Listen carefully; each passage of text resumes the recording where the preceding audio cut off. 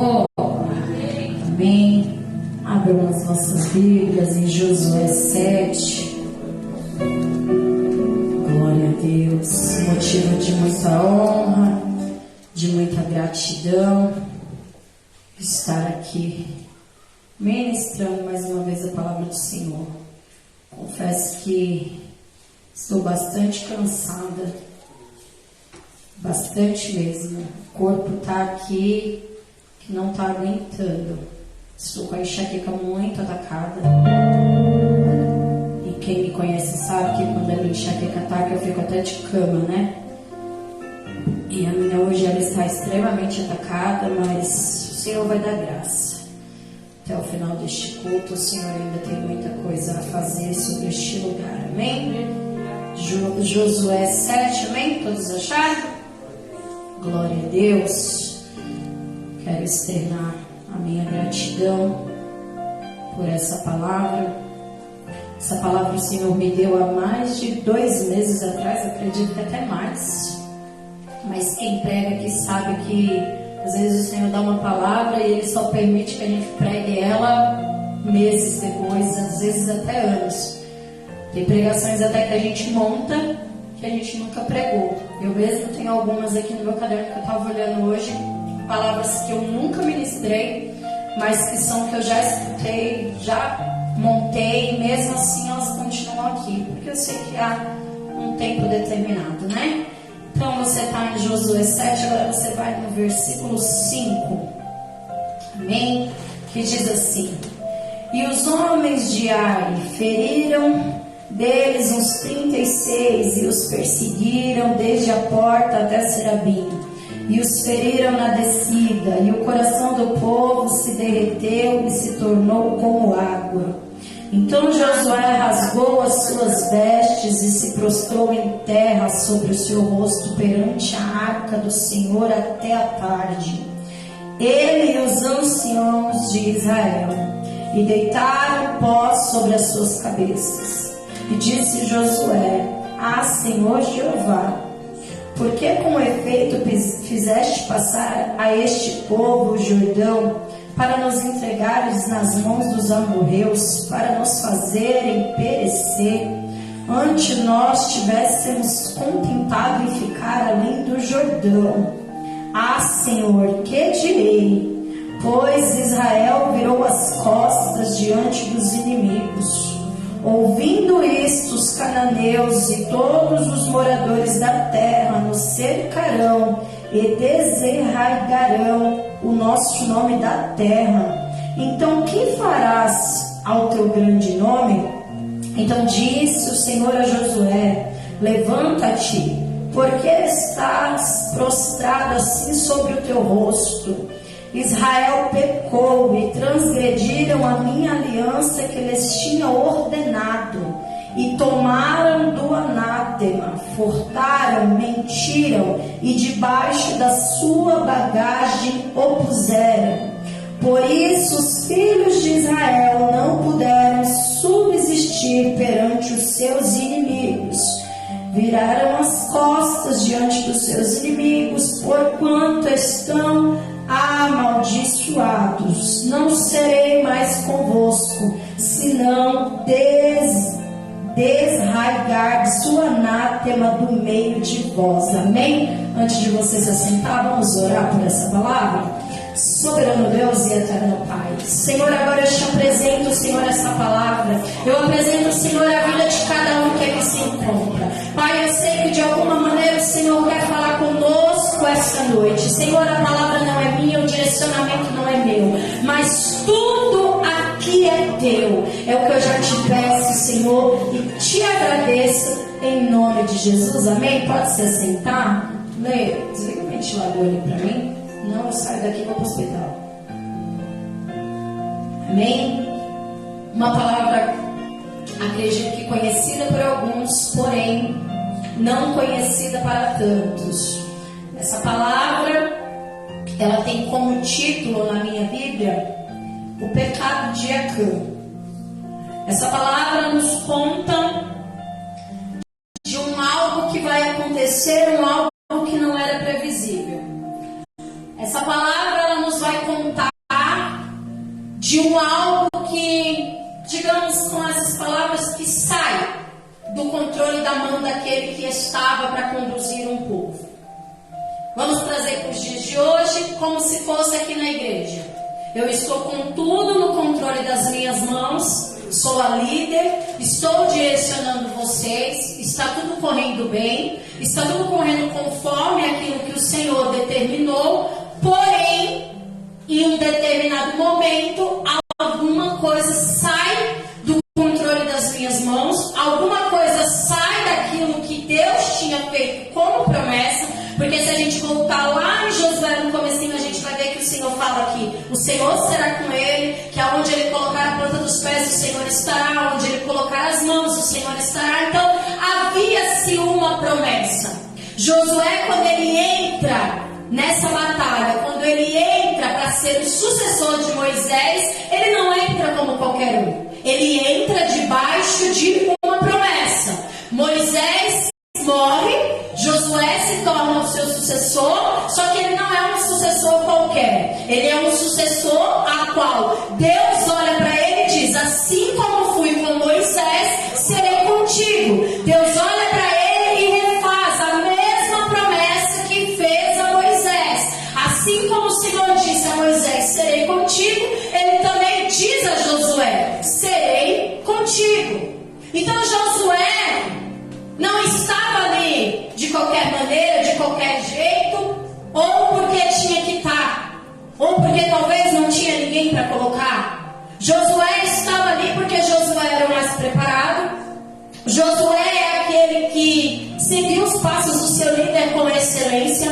Josué é aquele que ficou no lugar de um dos grandes, acredito que um dos maiores da Bíblia, em questão da sua história, em questão do seu comprometimento, em questão daquilo que salvou o povo, em questão de toda a trajetória de Moisés. Então Josué, ele nada mais, nada menos, ele está no lugar de alguém extremamente importante. A palavra do Senhor nos conta que até pelo corpo de Moisés, o inferno quer brigar. Para você entender que ele não era qualquer coisa. Ele não era qualquer pessoa. Só que Josué, na trajetória em que ele anda com Moisés, ele tem, vamos dizer assim, a sua trajetória feita. Ali ele não era o líder ainda, mas ele seguia os passos do seu líder. Ele fazia tudo a qual Moisés mandava. Ele fazia tudo a qual Moisés instruía, ordenava, ou seja, ele era um servo de excelência. Só que a palavra do Senhor conta que agora não é mais Moisés, agora é Josué. E eu acredito que, independente de você ter andado com tal pessoa, independente de você ter seguido os passos de tal pessoa, eu acredito que em Josué deve ter batido um medo. Deve ter batido uma insegurança, porque o Senhor estava colocando sobre ele uma responsabilidade muito importante. O Senhor estava dando a continuidade do povo chegar ao destino final. Aquilo que Moisés não conseguiu terminar, aquilo que Moisés não terminou, agora estava sob a responsabilidade de Josué. Josué agora ele está numa partida totalmente diferente. Porque uma coisa, Kate, é você ser servo. Outra coisa é você ser líder. Uma coisa é eu chegar para Angela e falar assim: Angela, vai ali e faz tal coisa, assim, assim, assim, assim. Outra coisa é eu não estar mais, ela tem que se levantar e dizer: agora como que eu vou fazer? Só que Josué entende que tudo aquilo que ele viveu não é por acaso. Ele entende que tudo aquilo que ele viveu foi por um propósito maior. E o mais interessante é que eu acredito que naquele momento o coração de Josué está triste, está angustiado, está amargurado, porque ele perdeu alguém especial. Só que ele entende que não dá para parar, precisa continuar. E a passagem vai nos contando conforme vai acontecendo. E nós vamos, se nós pararmos para ler os 6, nós vamos ver que está falando da passagem de Jericó, a destruição, a história que todos nós já sabemos.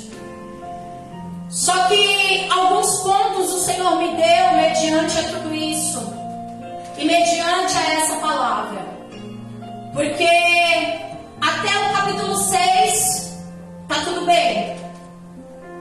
Jericó é destruída, os muros são derrubados, tudo está acontecendo conforme o Senhor ordenou. Só que quando chega no 7, alguma coisa muda de figura. Só que o mais interessante é que o mesmo povo que estava no 6 está no 7. A mesma liderança que estava no 6 está no 7. Só que agora alguma coisa está acontecendo. Alguma coisa está diferente. A palavra do Senhor nos conta que quando eles vão espiar para derrotar o povo de Ai, fica bem claro que é um povo pequeno. É um povo com facilidade para ser destruído. Mediante a tudo que eles viveram lá atrás, vamos dizer que, vamos usar esse termo, seria uma batalha fichinha. Não era nada muito surreal, nada muito sobrenatural, a ponto deles falarem assim, não precisa nem enviar todo mundo.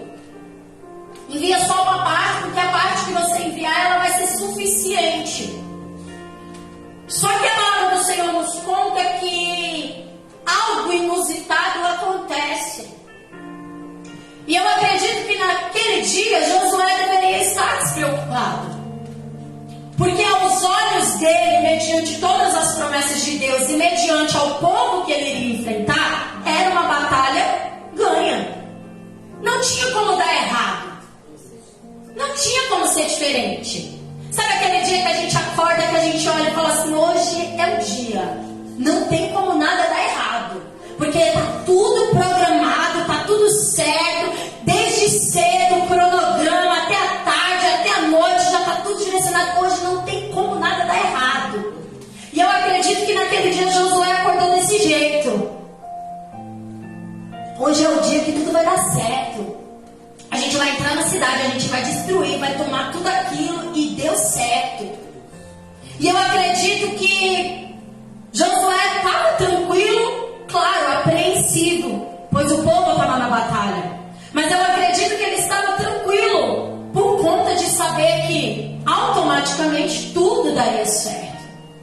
Porém, a palavra do Senhor nos conta que foi diferente. Ao invés do povo de Deus chegar lá e vencer, o povo de Deus chega e é envergonhado. O povo de Deus chega e perde. E se não me falha a memória, são 36 homens que morrem na batalha.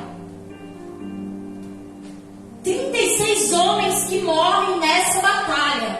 Mas espera aí, Paulo. Você acabou de falar que era uma batalha que estava praticamente ganha. E sim. Por tudo o que tinha, por tudo o que estava ali, era uma batalha ganha. E 36 homens pagam com a sua vida por essa batalha. E ali o coração de Josué se entristece. Porque ele não é só um líder, ele também é um ser humano. E ali ele se prostra e ele começa a indagar a Deus, mas Senhor, o porquê? Era melhor que tivéssemos ficado lá? Era melhor que não tivéssemos vindo para cá? Como é que fica o nosso nome agora? E o teu nome, Senhor, como que fica? O povo dizer que a gente perdeu com um povo tão pequeno, que a gente perdeu uma batalha que praticamente já era ganha, não precisava nem fazer muito esforço. Só que a palavra do Senhor diz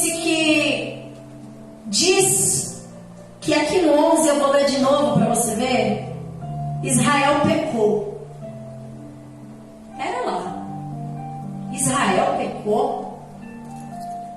O Senhor agora ele fala com Josué, manda ele se levantar, pergunta para ele por que ele está daquele jeito e ele fala que Israel pecou. Pera lá, se o Senhor usa o termo Israel pecou, ele está falando de mim também? Que sou o líder? Opa, mas pera lá, como assim Israel pecou? Como assim? O que é que está acontecendo? E o Senhor dá uma ordem, ó, vai, prepara, consagra, deixa tudo preparadinho, porque você vai entender o que está acontecendo. Eu acredito, conjecturando comigo, que naquela hora eu acho que a cabeça dele deu um parafuso. Porque se eu sei que eu não estou fazendo nada de errado, o Senhor olha para mim e fala, você pecou, eu vou olhar e vou falar, ué, peraí, alguma coisa está fora de sintonia e alguma coisa está fora de caixa. Só que para a gente entender, lá atrás em Jericó havia sido dada uma ordem. E a ordem é: não toquem nada, não fiquem com nada. As coisas que são consagradas ao Senhor, principalmente, ninguém pode tocar indevidamente. E a palavra do Senhor nos conta que começa aquele rebuliço, né? No arraial, porque agora tem que descobrir quem é que está fazendo alguma coisa. Só que até então, a palavra do Senhor diz que Ele não aponta uma pessoa, Ele não aponta alguém, Ele diz todos. Israel, o povo, pecou. E ali começa-se todo aquele processo, separa por tribo, vai separando, vai colocando, e a sorte cai sobre Acã. E aí não tem mais para onde correr. Acã olha e ele fala, realmente, tem algumas coisas lá, dentro da minha tenda. Só para vocês entenderem o que Acã trouxe de lá, ele trouxe uma capa babilônica, 200 ciclos de prata e 50 ciclos de ouro. Ele pega tudo, ele enterra na tenda, esconde e deixa lá. Ele quebra uma aliança, ele viola aquilo que Deus tinha falado no capítulo anterior. Ele viola uma ordem de Deus. Ali ele não estava tocando somente numa ordem. Ele estava tocando naquilo que era sagrado e não poderia ser tocado de qualquer maneira. Ele estava tocando naquilo que Deus disse que não era para fazer. Ele estava fazendo aquilo que Deus determinou que não era. E a palavra do Senhor nos conta que vão até a tenda e acham os pertences enterrados. Ele vem, a família vem e os pertences vêm também. Talvez, eu não vou dizer a incredulidade, porque eu acredito que Acã sabia muito quem era o Deus que ele servia.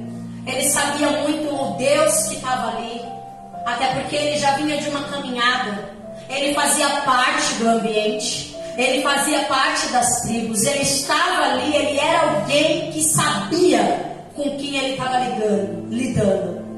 Só que eu acredito que, assim como acontece com outros personagens bíblicos que a gente for parar para analisar, a cegueira de querer algo que não é teu é tão grande que não te permite enxergar que você está fazendo algo errado naquele momento.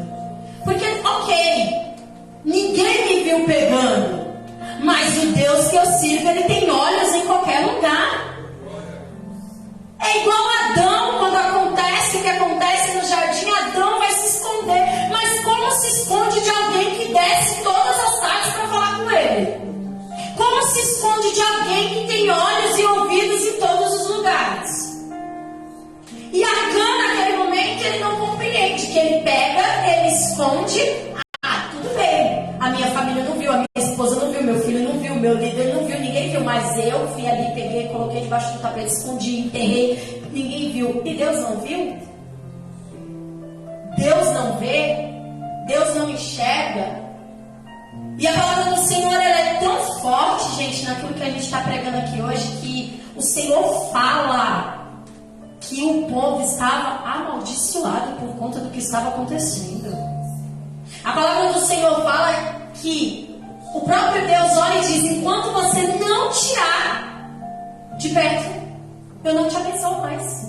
Ou seja, enquanto a Cã estiver do seu lado, você vai continuar perdendo batalha, Josué. Não adianta você se prostrar, não adianta você rasgar as vestes, não adianta jogar cinza na cabeça, esfregar a cara no pó, fazer jejum, oração, fazer o que você for, que enquanto você não fizer o que é correto e o que é para ser feito, não vai adiantar.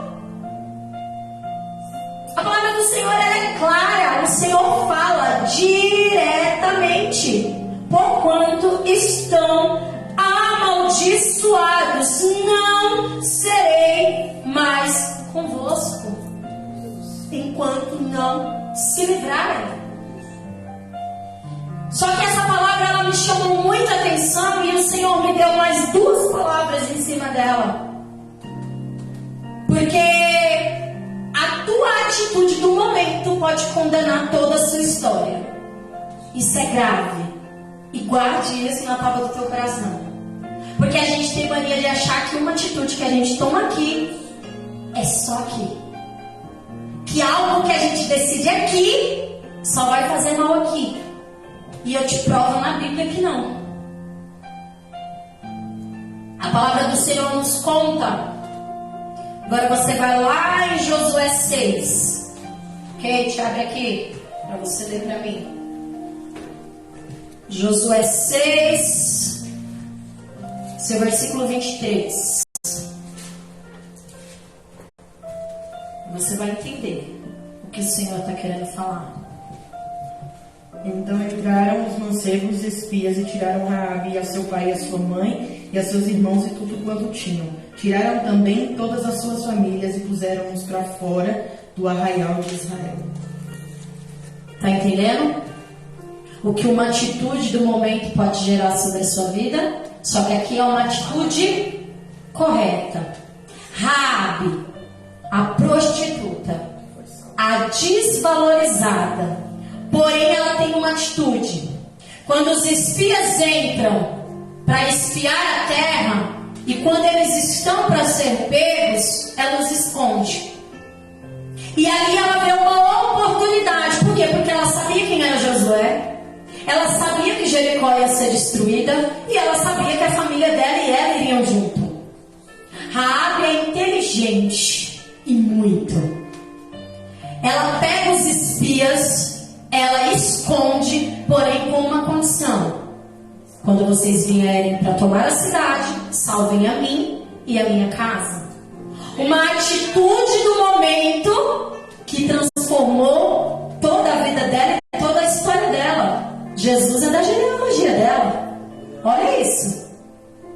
Ou seja, algo que perdurou. Uma atitude de coragem que ela teve naquele momento transformou toda a vida dela. E não só a dela, como a de toda a sua família. Os espias poderiam olhar para a cara dela e falar assim: ó, minha filha, dá só para salvar você. E olha lá. Porque a gente está no meio de uma guerra, está no meio da destruição, não dá para ficar catando todo mundo e levando embora, não. Mas ali ela é inteligente, ela fala: a mim e a minha casa. E ali ela é salva. Agora abre aí, Carlos, 2 Samuel 12.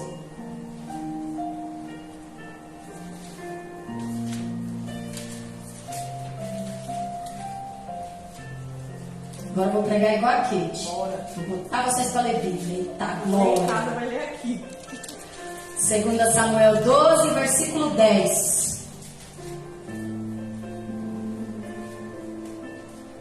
Agora, pois, não se apartará a espada jamais da tua casa, porquanto me desprezaste e tomaste a mulher de Elias, o heteu, para ser tua mulher.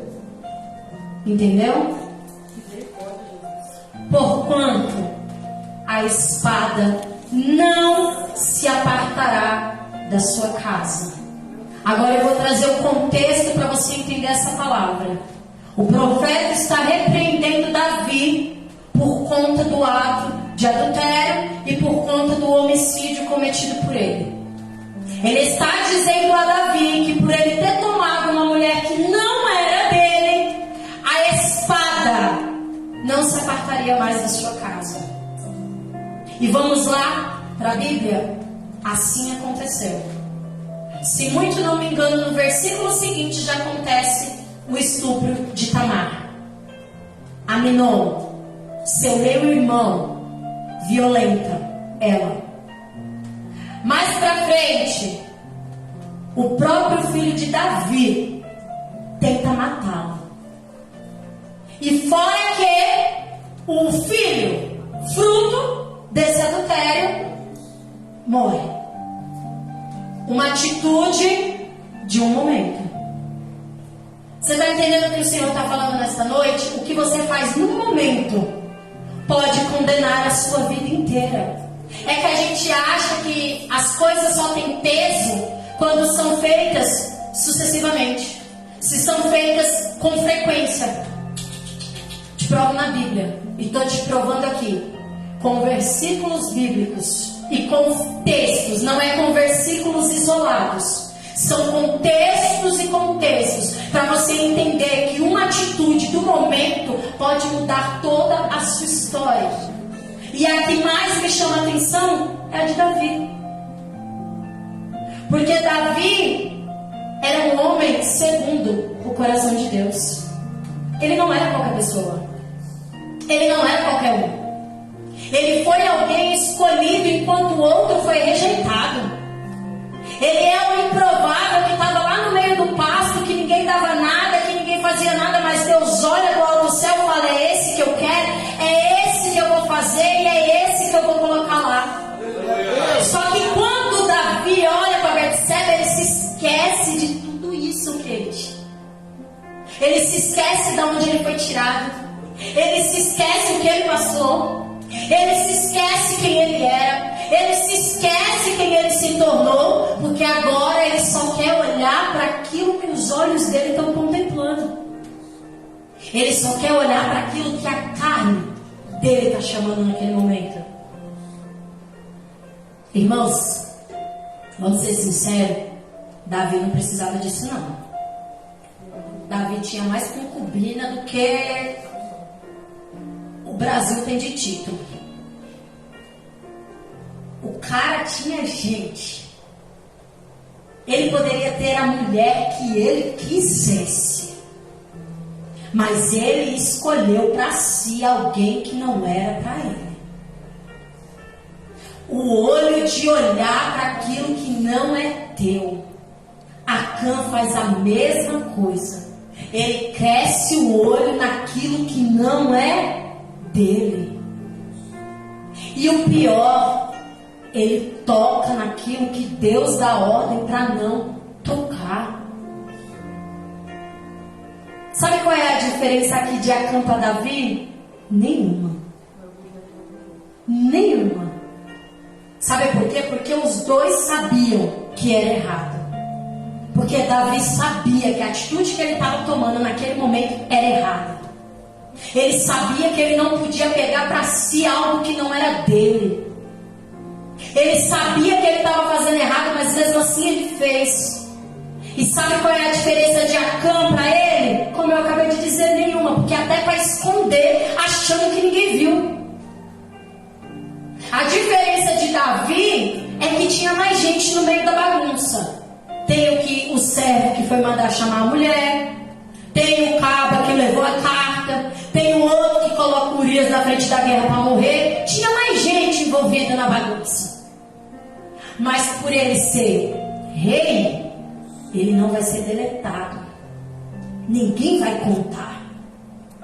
Por ele ser uma autoridade, ninguém vai dizer. Quem é que ia querer perder a cabeça para contar que Davi estava pegando uma mulher que não era dele? Quem era o besta? Quem era o besta de denunciar com medo do que o rei poderia fazer com ele? Ninguém ia fazer isso. Só que assim como foi com Acã, não precisou ninguém denunciar. O próprio Deus denuncia. Não adianta. O próprio Deus, ele coloca. As circunstâncias são diferentes. O modo como Deus diz que está errado é diferente. Mas quem deletou os dois foi o próprio Deus. No caso de Davi, ele manda o profeta ir. No caso de Acã, ele fala diretamente com Josué. Vai procurar que tu vai achar. A forma de Deus nos corrigir pode até ser diferente, mas que Ele entrega aquilo que está de errado, Ele entrega.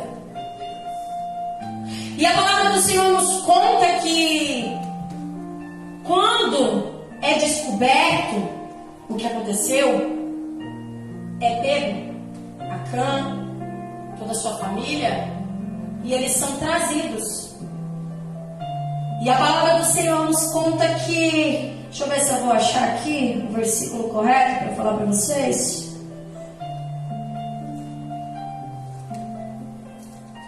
Josué 7:25.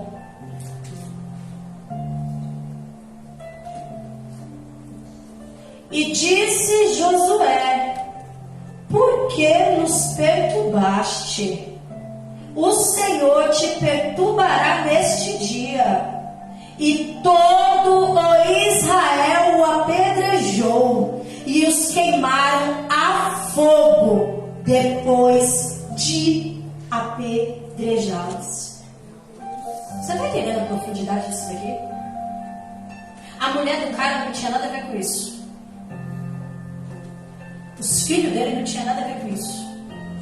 Mas na hora que a cinta desceu, foi para todo mundo. Com Davi a mesma coisa. Os filhos não tinham nada a ver com a palhaçada que o pai fez. Nenhum dos filhos olhou e falou assim para o pai: ah, pega a mulher lá, ela é bonitinha, fica com ela. Não, ele fez sozinho. Mas na hora do pagamento, sobrou para todo mundo. E sabe qual que é o mal? A gente achar que aquilo que a gente faz só recai sobre a gente. Aí às vezes a tua casa está passando por uma tribulação terrível. Teus filhos, teu marido, tua mulher, está todo mundo vivendo um verdadeiro inferno. E está todo mundo olhando sem entender o que é que está acontecendo. Vamos pensar pela lógica? Está todo mundo bem, está todo mundo na posição, ninguém está fazendo nada de errado. E por que está esse fuzuê todo? É porque às vezes a Acã está com um negócio escondido debaixo da tenda e você está de pombo lese no meio da história. Porque a família não tinha nada a ver, mas na hora de ser apedrejado e ser queimado, vai junto. Tamar não tinha nada a ver, mas só porque Deus disse que a espada não se apartaria da casa de Davi, ela teve que passar por um estupro. Violentada pelo seu meio-irmão, por conta de um erro lá atrás, que nem dela não era. Davi, ô Davi, tu faz e os outros pagam. E quantas das vezes a gente está vivendo assim? Passando por processos, por dificuldades. E às vezes a gente olha para Deus e fala assim: mas Senhor, eu estou na tua casa, eu estou fazendo a tua obra, eu estou fazendo isso, eu estou fazendo aquilo, eu estou orando, eu estou buscando, eu estou jejuando, eu não estou em pecado, eu não estou fazendo nada de errado. E por que a minha vida não vai para frente? Por que as minhas coisas não dão certo? Ô irmão, vamos parar para analisar um contexto bíblico. Se parente, amigo, seja lá o que for, não fosse impedimento de promessa, Deus não mandava Abraão sair da terra dele. Tinha deixado ele lá. Porque o Senhor tinha o poder de abençoar ele lá, ele saindo, ele em qualquer lugar. Então para com esse negócio de você achar que quem está do teu lado não interfere aquilo que você está fazendo. Pelo amor de Deus. O que mais a gente tem são versículos bíblicos que nos mostram isso. Eu estava até conversando com um amigo meu ontem. Um amigo meu não, um filho meu. Graças a Deus ele voltou lá, lembrou de alguém. Bom, papai da minha vida. E fazia quase 2 anos que a gente não conversava. E ontem eu estava conversando com ele, e a gente conversando sobre as coisas da vida e tal, e eu ainda falei para ele: algumas coisas não dão certo porque o propósito não é o correto. Porque aos nossos olhos a gente olha e parece que está certo, parece que está bom, mas Deus olhando, Ele sabe que o propósito está errado. E nessa situações que nós acabamos de ler aqui, o único propósito certo era o de Raabe. Ela foi a única sábia no meio de uma situação contrária. Só que aqui todo mundo, Acã e Davi, eles colocam toda a sua casa em bagunça. Eles colocam toda a vida em risco. Quem está no meio não está sabendo o que está acontecendo. Josué estava de gaiato no meio dessa situação. O coitado devia estar lá, fazendo tudo o que tinha para fazer, entregando todo o sacrifício que tinha para fazer, fazendo tudo que era para ser feito, entrando em propósitos, fazendo tudo o que tinha para ser feito, e o coitado não estava sabendo de nada. Sabe o que acontece em algumas situações com a gente que, quando nós somos pegos de surpresa, acontece alguma coisa e a gente fala, meu Deus, eu acredito que com Josué naquela hora foi assim. Porque não foi um estranho, Kate. Não foi um estranho que ele achou na rua, pegou e falou assim, olha, vem aqui, que hoje você vai guerrear comigo, porque eu não tenho ninguém para guerrear, então como você acabou de passar aqui na rua, vamos lá comigo, entra no meio da guerra. Porque se fosse, seria até justificável. Pegou alguém que não era de lá, pegou, levou pro meio da batalha, porque aí o cara foi lá, roubou, fez tudo que fez, porque o cara não sabe quem é Deus, não sabe o que acontece, não sabe de nada, então seria justificável. Se olhar e você falar assim, mas a pessoa talvez tenha pegado de inocente, olhou, viu, achou que como estava sendo destruída a cidade, nossa, vou deixar ser destruído tudo isso daqui, isso aqui é dinheiro, isso aqui vale, é meu futuro, é alguma coisa.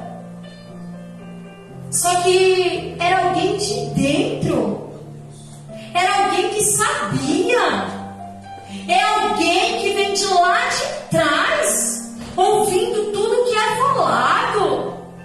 E a promessa maior era chegar na cidade prometida, aonde manava leite e mel.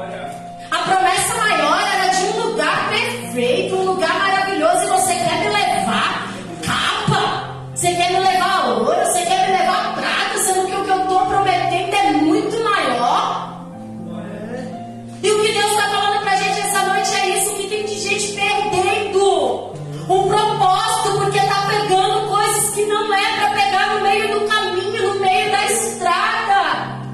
Eu estou prometendo para vocês salvação, estou prometendo para vocês vida eterna, estou prometendo para vocês, como o Roberto Marcos falou esses dias, é um lugar lindo, são ruas de ouro, são coisas grandes, não haverá dor, não haverá sofrimento, mas você quer se contentar com capa babilônica.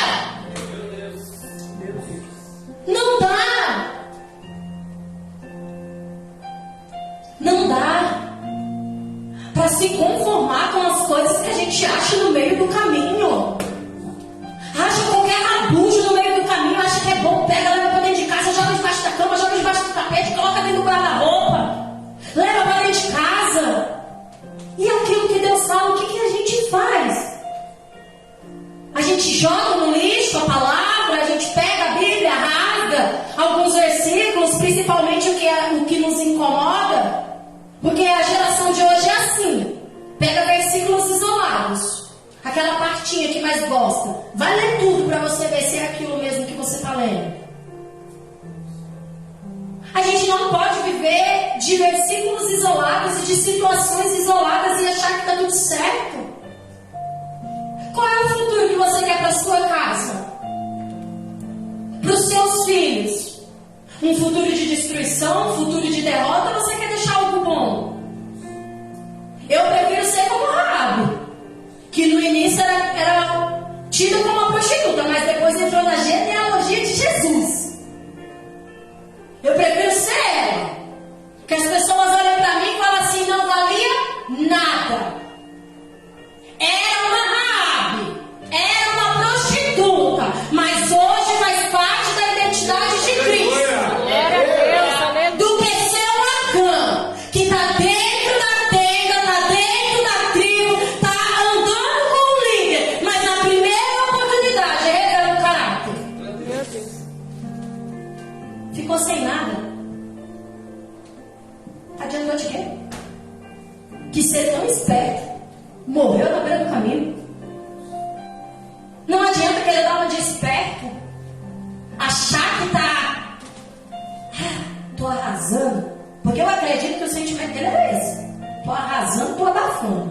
Que ó, o dinheiro tá guardado, os negocinhos tá muqueado ali embaixo, isso daqui vale muita coisa. Então eu acredito que ele, no fundo, ele tava se sentindo o cara. Adiantou de quê? E sabe o que o pior de tudo? E eu lembro essa palavra. Eu acredito que quem prega aqui vê isso. Eu me irei com a cama. Fiquei com raiva dele. Porque ele merecia tudo que ele passou. Mas a família dele não merecia. Os 36 que foram mortos inocentemente não mereceram. E eu olho pra ele e eu falo, tu é um miserável. Porque 36 homens morreram inocentemente.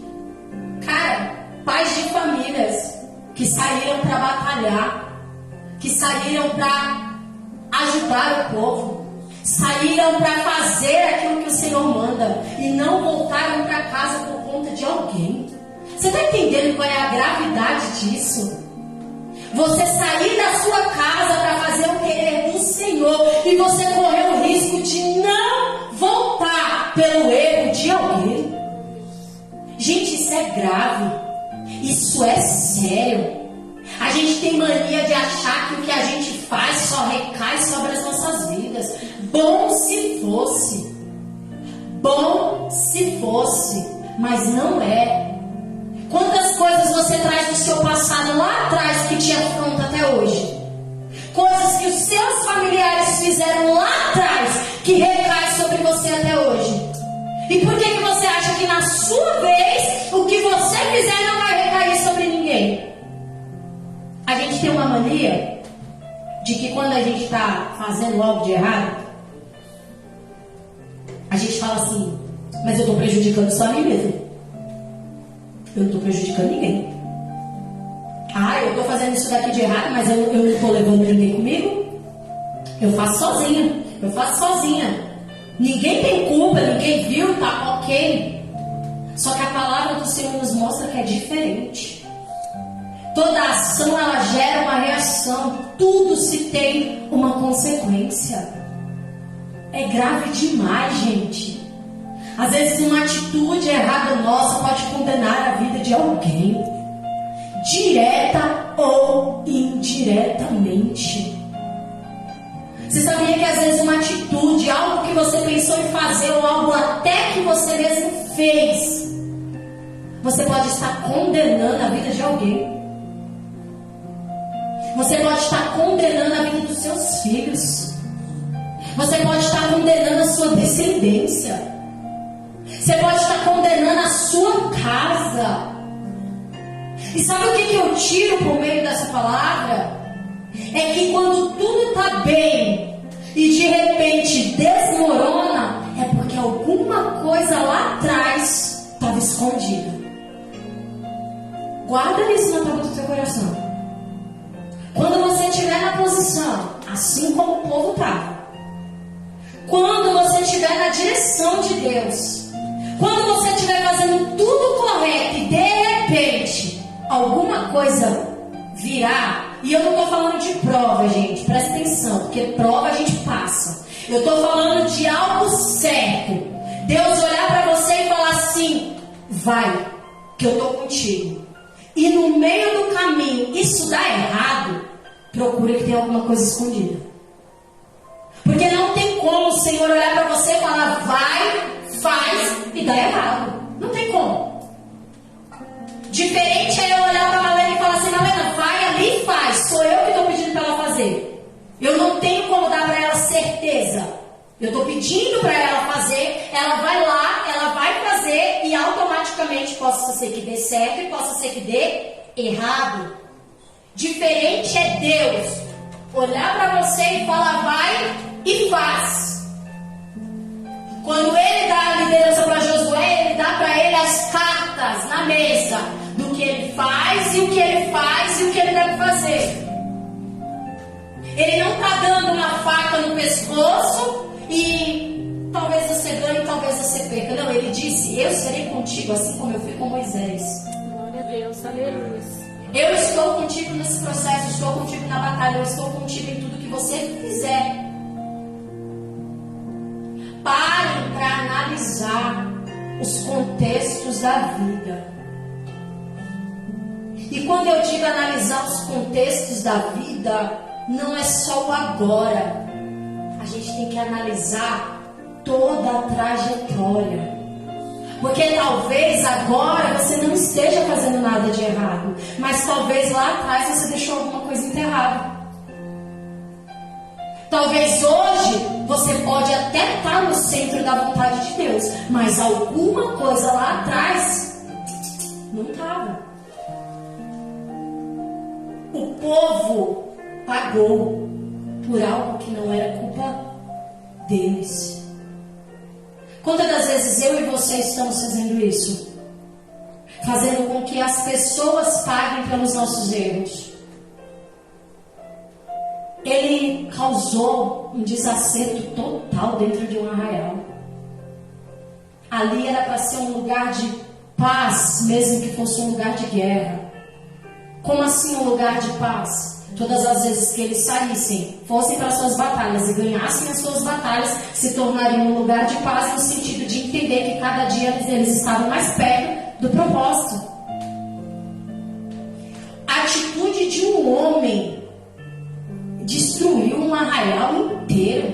Gente, pega a gravidade disso daqui. E a gente acha que as nossas atitudes não têm poder de destruir a vida de ninguém. E eu falo pra você que tem. E se a gente for parar pra olhar pelo contexto, talvez não fosse nada tão grave. Era um roubo. Davi ainda fez um pouquinho pior, tirou a vida. Porque se a gente for olhar, o texto, o contexto de um para outro, Davi faz, mas só um pagou com a vida, os outros pagaram de outra maneira. Nesse contexto diferente, foi um roubo, algo que parece aos nossos olhos menos grave, mas a família inteira paga com a vida. Gente, eles não foram expulsos do arraial. Eles não foram dar uma passeadinha. Eles foram mortos. Vocês estão entendendo a gravidade do que aconteceu? A família inteira ela foi morta. Apedrejadas. Depois tiveram seus corpos tacados fogo. Eu imagino, conjecturando comigo, a agonia do ambiente.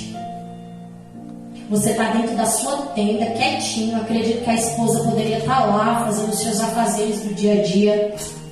De repente, entra todo mundo na tenda para caçar o que está escondido. Acha o que está escondido. É pega, junto com os filhos, é levada, junto com os pertences, com tudo. Sem entender o que está acontecendo. Acredito que talvez ela deve ter olhado para ele e deve ter falado: o que é que está acontecendo? O que está acontecendo aqui? Pelo amor de Deus, fala alguma coisa. O que é que está acontecendo? Eu estava aqui dentro da minha tenda, estava aqui dentro da minha... fazendo as minhas coisas e de repente eu estou sendo violada no meu direito de estar dentro da minha tenda para ser levada, para ser julgada por alguma coisa que eu não fiz.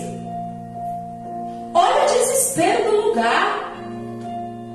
Imagina a cena na mente de vocês. Uma família inteira no meio, todo mundo ao redor, apedrejando. Gente, põe a cena na cabeça de vocês por um minuto. Imagina você, seus filhos, seu marido, no meio de uma roda, e todo mundo tacando pedra em vocês até a morte. Conjectura aí na mente de vocês. Para pensar 2 minutinhos na gravidade disso, Kate. Porque a gente tem mania de ler, mas a gente tem mania de não se colocar dentro da situação. Eu gosto de ler e gosto de me colocar dentro da situação. Eu fico imaginando eu, meu marido, meus filhos no meio de uma roda, sendo apedrejados. O sangue descendo, Os machucados começando, talvez cabeça sendo estourada, que a gente não sabe, tamanho de pedra, tamanho de coisa, como que foi. A agonia, o grito, o choro, o lamento. E talvez os questionamentos. Mas o porquê? Eu não fiz nada. O porquê que eu estou aqui? Porque quem estava sendo apedrejado pelo motivo sabia. Acã sabia o porquê que aquilo dali estava acontecendo com ele. E sabe qual que é a pior parte de Acã? É que quando os 36 homens moram, ele não tem coragem de contar o que ele fez. Porque ele sabia da ordem. Então, quando ele viu os 36 homens morrendo, ele poderia ter dito: calma aí, eu acho que é culpa minha. Mas ele não faz isso. Ele fica quieto, desapercebido. Tipo assim, ninguém sabe, ninguém viu, não tem como provar. Então, deixa do jeito que tá. Só que de Deus a gente não esconde nada. De Deus nada passa batida. E aqui você tem 3 exemplos nessa palavra que você pode seguir. Porque Raabe salva toda a casa dela, Acã mata dele toda, e Davi mata uma porcentagem e ainda coloca tudo de ruim para os outros que estão por vir. Você tem escolhas: a quem você quer ser, a quem você quer puxar, a quem você quer ser um exemplo. Porque tem gente que só pega exemplo do que não presta. Tem tanta gente boa dentro da Bíblia, mas tem gente que só pega exemplo do que não presta. Tem tanta gente boa para você olhar e se espelhar. Obviamente que a gente não vai chegar nem na metade dos pés da maioria que aqui está. Mas se a gente se espelhasse pelo menos nos comportamentos, talvez a gente conseguisse ser um pouquinho melhor. Ser igual a metade aqui a gente não vai ser nunca mesmo. Se nós tivéssemos pelo menos metade da grandeza, né? De Josué, de Elias, de Eliseu, ufa! Mas nós temos muitos exemplos dentro da Bíblia a ser seguidos. E fora os exemplos a ser seguidos, nós temos um manual. Glória a Deus. Aleluia. Como é sempre falado aqui pelo Kaique, né, filho? Bíblia se responde com Bíblia. Então, tudo aquilo que você quer saber, que você quer um direcionamento, que você quer de ajuda, tá aqui. É porque a gente quer se espelhar na vida do próximo, na vida do outro, no exemplo do outro, no que o outro faz, ao invés de se espelhar naquilo que a palavra ensina. Se espelhar naquilo que o Senhor nos dá como direcionamento todos os dias. E o que eu aprendo, eu já estou encerrando, de maior nessa palavra é que todas as vezes que eu vou contra aquilo que Deus manda, o preço é muito alto. Porque eu acho que a ira maior do Senhor não é nem pelo objeto furtado, é pelo ato de você ir contra Deus. É pelo ato de você ir contra a lei, contra aquilo que o Senhor ordena, e ainda fazer com que pessoas paguem pelo seu erro. A maior lição desta noite é que não adianta o Senhor mandar você fazer A e você querer fazer B. Ah, mas é porque eu acho que assim é mais fácil. Guarda o seu achismo para você. Porque se o seu achismo fosse bom, Deus não precisava te direcionar. Tudo que você acha, eu acho, Eu acho que é melhor assim. Eu acho que eu devo fazer assim.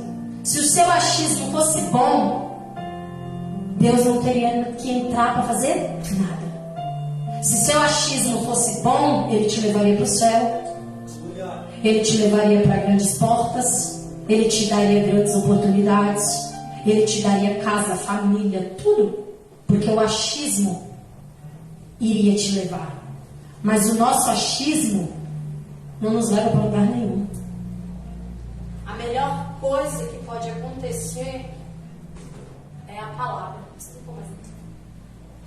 É a palavra. É a palavra que te direciona. É a palavra que tem que entrar e ser o direcionamento.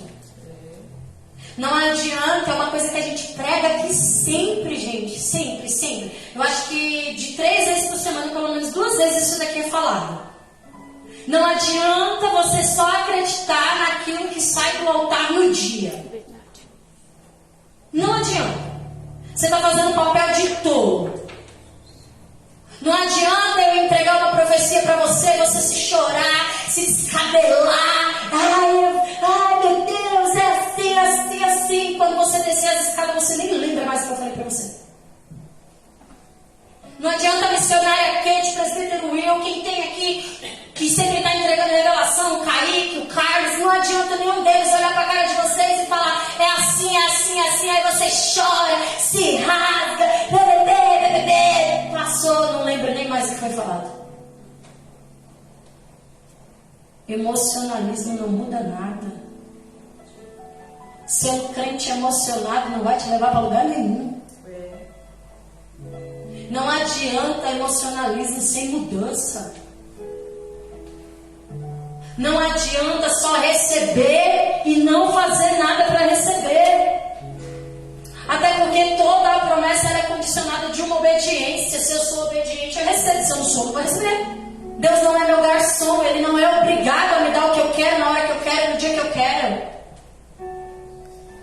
Ele fez a promessa, ele fez. Mas agora é a vez de fazer a minha parte. O que é que eu estou fazendo para que isso continue?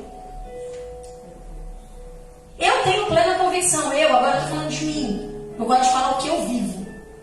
Eu tenho plena convicção de que algumas coisas eu não vivi na minha vida porque eu parei no meio do caminho. Porque os anos vão passando, a gente esfria e acha que não vai acontecer mais.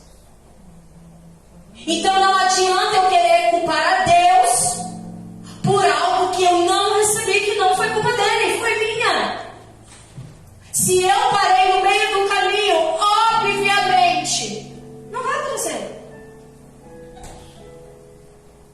Se eu não acreditei mais com o passar dos anos que aquilo ia acontecer, obviamente que não vai. A palavra do Senhor diz que sem fé é impossível agradar a Deus. A fé é o firme fundamento das coisas que você não vê. Então, se você não está vendo, não está acreditando e não tem fé que vai acontecer,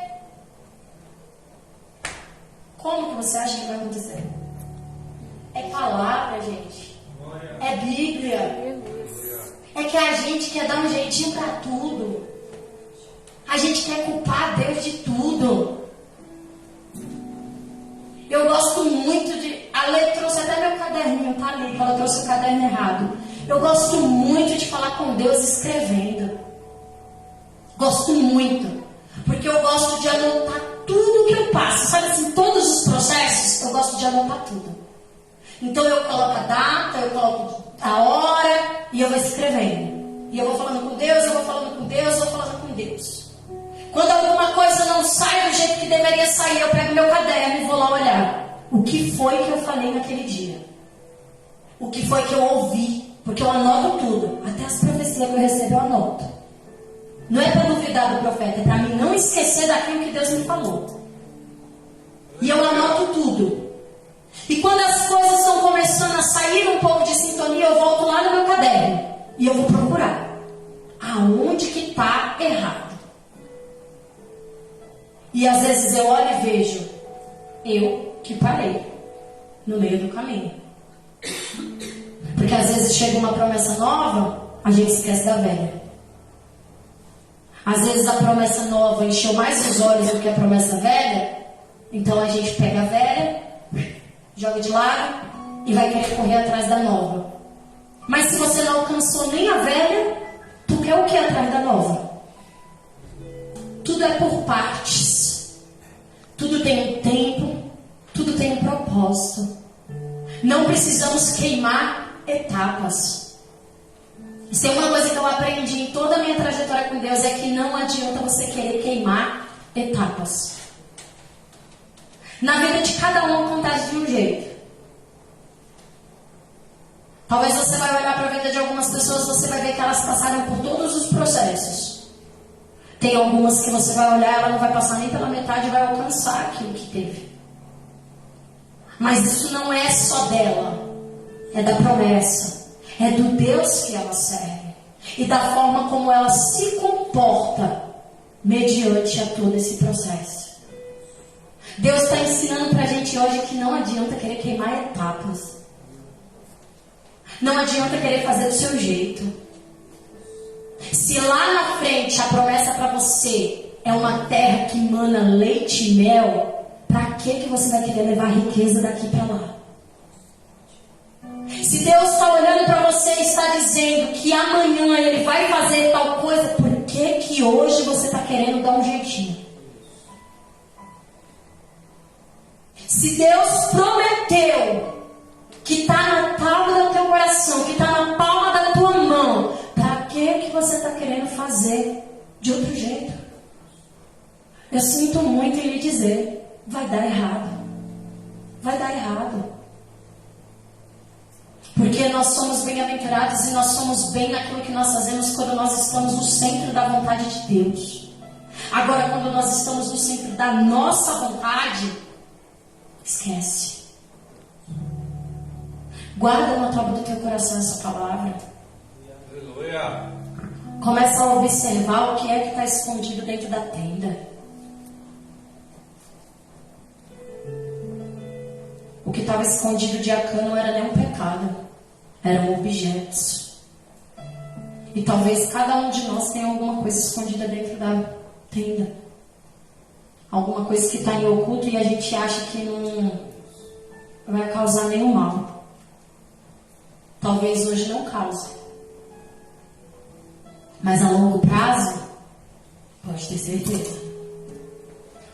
Talvez você olha para a situação hoje e você fala, não vai acontecer nada. É uma bobagem. É uma besteira. Mas aí você para e olha e vê que a longo prazo as consequências podem ser gravíssimas. A longo prazo você pode perder a sua casa, você pode perder a sua família, você pode perder os seus filhos e você também pode perder a si mesmo. Então, tome cuidado. Tome cuidado onde você for colocar as suas mãos, aonde você colocar a ponta dos seus pés. Tome cuidado com o que você for fazer, com o que você for falar, o seu agir. Tome cuidado em todos os momentos da sua vida. Não pense que você só tem que tomar cuidado em situações de perigo. Você tem que tomar cuidado em tudo. Até brinco com as meninas que as pessoas falam que eu espiritualizo demais. Eu espiritualizo mesmo. Tudo. Tudo. Eu vejo Deus em tudo. Eu vejo o inferno se levantando em tudo. Eu espiritualizo tudo sim. Porque eu sei que tudo que eu fizer é brecha. Tudo que eu fizer, ou da maneira que eu fizer, é uma brecha. Seja para o bom, seja para o ruim. Então, saia daqui nessa noite consciente de tudo que você está fazendo.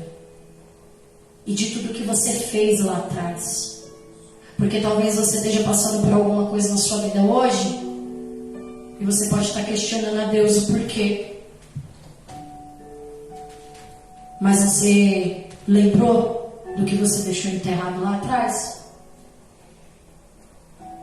Você lembrou do que você fez há um mês atrás, 2 meses atrás, 1 ano, 2 anos, 3 anos, 5 anos, 10 anos, seja lá quantos anos forem? Talvez talvez você esteja apenas colhendo os frutos daquilo que você deixou enterrado lá atrás. Então que nesta noite nós venhamos não ser um Acã que viu todo mundo morrendo e deixou perecer, mas que nós sejamos a diferença. E quando a gente souber que a gente está errando, ou que a gente está fazendo algo que pode prejudicar algo ou alguém, que a gente tenha a hombridade, o amor, a serenidade de chegar, olhar nos olhos e falar: olha, talvez eu esteja te prejudicando nisso. Talvez a minha atitude pode te levar para um lugar incorreto, para um lugar que não é bom, um lugar que não é legal. E eu estou aqui para tentar consertar o que está acontecendo. Amém? Se você crê nessa palavra, as palmas de louvor são para o Senhor. Glória a Deus. Quero que a